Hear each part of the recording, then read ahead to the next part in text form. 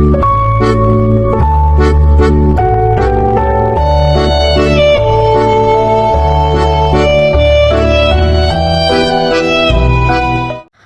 Everyone, আসসালামু আলাইকুম। সবাইকে ওয়েলকাম আমার নতুন ব্লগে। আজকে আমার ননাসের বাসায় বিশাল এক দাওয়াত আছে। ননাসের বাসায় দাওয়াত মানে মজাদার খাবারের আয়োজন। সকালবেলা উঠে আমার কমন যে কাজগুলো থাকে এগুলো সেরে নিচ্ছি। কমন কাজের মধ্যে এই একটা কাজ, মেয়েকে খাওয়ানো। তাকে যে কত রং ঢং করে খাওয়াতে হয় ভাই, এত রং ঢং করে আমার মা যদি আমাকে কোনো কালে খাওয়াতো। অবশ্য এখনকার বাচ্চারা খুবই আহ্লাদি হয়, এদেরকে যত্ন সহকারে আদর ভালোবাসা দিয়ে খাওয়াতে হয়, না হলে আবার খায় না। বাচ্চাকে রেডি করিয়ে আমি নিজে হালকা পাতলা রেডি হয়ে ননাসের বাসায় চলে গিয়েছিলাম। ননাসের বাসায় যেয়ে দেখি বিশাল রান্নার আয়োজন। আর এই বিশাল আয়োজন মানে রান্নাঘরের বেহাল অবস্থা থাকবেই।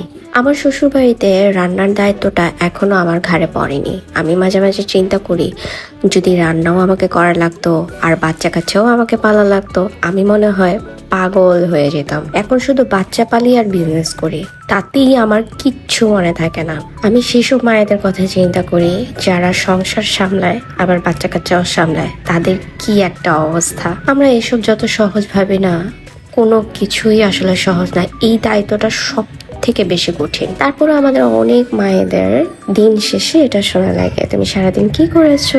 বাচ্চা পালা যে অন্যান্য সব কাজের থেকে পরিশ্রমের কাজ, এটা আসলে আমরা কেন জানি বুঝতেই চাই না। আমরা সেই আগের দিনের কথা চিন্তা করি, আগের দিনের মায়েদের কথা, তারা কিভাবে পালতো। ভাই, তারা আমাদের মতো আহ্লাদ করে এত যত্ন নিয়ে কোনোদিনও বাচ্চা কাচ্চা পালে নাই, যার জন্য তাদের কাছে এসব সহজ মনে হতো। এটাই হচ্ছে মেইন কথা।